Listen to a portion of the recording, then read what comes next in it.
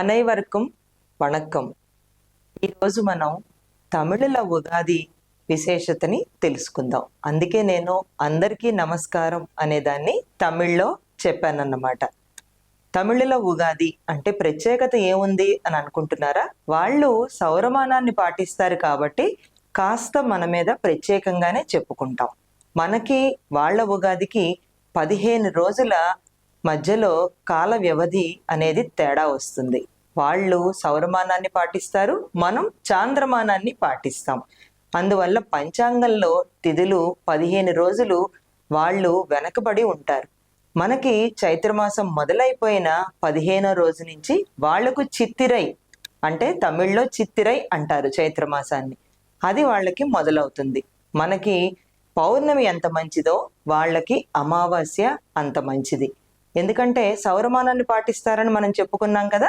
సౌరమానం అనేది ఎట్లా అంటే భూమి సూర్యుని చుట్టూ ఒక పూర్తి చక్రాన్ని పూర్తి చేసుకుని నక్షత్ర మండలంలోకి యథాస్థానంలోకి ప్రవేశించటాన్ని నిరయన పద్ధతి అంటారు. అందువలన వాళ్ళు సౌరమానాన్ని పాటిస్తూ ఉంటారు. నిరయన పద్ధతి ద్వారా మేషరాశిలోకి సూర్యుడు కరెక్ట్గా అంటే మనకి ఏప్రిల్ 14వ తారీఖున మాత్రమే ప్రవేశించడం ద్వారా వాళ్ళకి ఉగాది పండుగ రావటం అనేది గమనార్హం. అంటే ప్రతి సంవత్సరం కూడా ఏప్రిల్ 14 ఎందుకు వస్తుందండి అని చెప్పి మనలో అందరికీ కూడా అనుమానం వస్తుంది కదా. అందువలన నేను ఆ అనుమాన నివృత్తిని చేయదలుచుకున్నాను. ప్రత్యేకంగా ఉగాది పండుగ అంటే అన్ని చోట్ల ఒకలానే వాళ్ళు కూడా పండుగను జరుపుకుంటారు. మనకి ఉగాది ముందు రోజున ప్రత్యేకతలు ఏమీ ఉండవు. కానీ వాళ్ళు ఉగాది ముందు రోజున అంటే పుత్తాండు నాళ్ ఉగాది అని మనం తెలుగులో ఎట్లా అంటామో వాళ్ళు పుత్తాండు నాళ్ అంటారు. అంటే క్రొత్త, పుత్తాండు అంటే క్రొత్త సంవత్సరం అని అర్థం. పుత్తాండు నాళ్ ముందు రోజు దేవుడి గది దగ్గర వాళ్ళు ఒక పళ్ళల్లో రకరకాలైనటువంటి పళ్ళు అంటే అరటి పండు, అనాస పండు, పనస పండ్లు, తొనలు ఉంటాయి కదా, పనస తొనలు, ఇవన్నీ కూడా వాళ్ళు పేర్చి ఇంకొక పళ్ళల్లో వెండి, బంగారం, అద్దం, పువ్వులు, కొబ్బరికాయలు, తమలపాకులు అంటే అన్ని శుభాన్ని చేకూర్చేటువంటి పదార్థాలను పేర్చి ముందు రోజే దేవుడికి గుమ్మం దగ్గర అన్ని పెట్టుకుని ఉంటారు. ఉదయం నిద్రలేస్తూనే ఆ దేవుడి గుమ్మం దగ్గర పిల్ల పెద్ద కుటుంబ సభ్యులు అందరూ కూడా నిలబడి దర్శనాన్ని చేసుకుంటారు. దాన్ని కన్ని దర్శనం అని అంటారు. కన్ని దర్శనం చేసుకోవడం ద్వారా వాళ్ళకి సంవత్సరం మొత్తం కూడా శుభం జరుగుతుందని పెద్దల నుంచి, పూర్వీకుల నుంచి కూడా వాళ్ళు నమ్ముతూ ఉంటారు. తరువాత అభ్యంగన స్నానం ఆచరించి మనలానే వాళ్ళు కూడా నెత్తిన నువ్వుల నూనె పెట్టుకుని వేడి నీళ్లతోటి కుంకుడుకాయలతోటి తలస్నానం ఆచరించి కొత్త బట్టలు వేసుకుని ఇష్టదైవాన్ని, కులదైవాన్ని కొలుచుకుంటారు. ఇష్టదైవాన్ని, కులదైవాన్ని కొలుచుకునే సమయంలో వాళ్ళు ప్రత్యేకంగా పరుపు పాయసం, మేదువడ అనే పదార్థాలని నివేదనగా చేస్తారు. పరుపు పాయసం అని అంటే పరుపు అంటే తమిళ్లో పప్పు అని అర్థం. పెసరపప్పు, పాసి పరుపు అంటారు. పెసరపప్పుతోటి వాళ్ళు పాయసాన్ని తయారు చేస్తారు. అంటే పెసరపప్పును ఉడకబెట్టి బెల్లం పాకం తీసుకుని వచ్చి దానిలో పాలు, ఏలకలు అన్నీ కూడా కలిపి వాళ్ళు సుగంధ ద్రవ్యాలు అన్నీ వేసి పాయసంగా తయారు చేసుకుని మేదువడ అంటే మనం తినేదేనండి, గారెలే. కాకపోతే అందులో చిన్న మార్పు ఏమిటంటే కాస్త కరివేపాకు, దంచిన మిరియాలు, తరిగిన అల్లం ముక్కలు వేసి చక్కగా వడల్లా వేసి ఈ రెండు కూడా నివేదన చేస్తారు ముందుగా.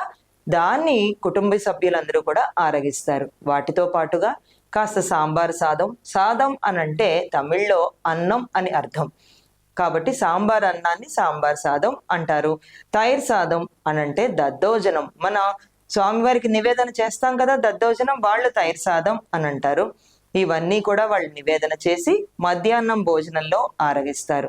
సాయంత్రం విశేషంగా పిల్లలందరూ, కుటుంబ సభ్యులందరూ కూడా ఇంట్లో పెద్దలకి అంటే పాట్టి, తాత అంటారు వాళ్ళు. అంటే తెలుగులో మనకి అమ్మమ్మ లేదా నానమ్మ, తాతగారు. పాట్టి అంటే అమ్మమ్మ లేదా నానమ్మ అని అర్థం. వాళ్ళు పెద్దవాళ్ళ దగ్గర ఆశీస్సులు తీసుకోవడాన్ని ప్రత్యేకంగా ముచ్చటగా జరుపుకుంటారు. ఎందుకంటే పెద్దవాళ్ళ కాళ్ళు మొక్కి దండం పెట్టినప్పుడు పెద్దవాళ్ళు చిన్నవాళ్ళందరికీ అంటే మిగిలిన కుటుంబ సభ్యులందరికీ కూడా డబ్బుని ఇస్తారు, చేతిలో పైకాన్ని ఇస్తారన్నమాట. దుడ్డు అంటారు వాళ్ళు ఆ పైకాన్ని. ఆ దుడ్డును తీసుకోవడం ద్వారా వాళ్ళు శుభంగా వాళ్ళు నమ్ముతారు. ఆ సంవత్సరం అంతా కూడా వాళ్ళ చేతిలో డబ్బులు ఉంటాయి అని ప్రత్యేకంగా పెద్దలు ఇవ్వడం ద్వారా నమ్ముతారు అన్నమాట.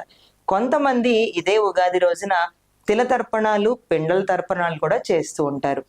అంటే వాళ్ళ పూర్వీకులు పైనుంచి వాళ్ళకు ఆశీర్వాదం అందించాలి అనే ఉద్దేశంతో తిల తర్పణాలు చేస్తారు. దాని ద్వారా పూర్వీకులు వాళ్ళకి ఆశీస్సులు అందించి వంశాభివృద్ధిని కావిస్తారని వాళ్ళు నమ్ముతారు. సాయంత్రం దేవాలయ దర్శనాలు చేసుకుంటారు. అక్కడే పంచాంగ శ్రవణం, పంచాంగ పఠనం అవి కూడా జరుగుతూ ఉంటాయి. పంచాంగ శ్రవణం మనలానే రాసులు, నక్షత్రాలు, వాటి గమనాలు ఎలా ఉన్నాయి తెలుసుకొని, అలానే వాటి ద్వారా వచ్చే మంచి చెడులను తెలుసుకొని, పూజలు, పునస్కారాలు, దాన ధర్మాలు వాటి గురించి తెలుసుకొని వాళ్ళు ముందుకి సాగుతారు.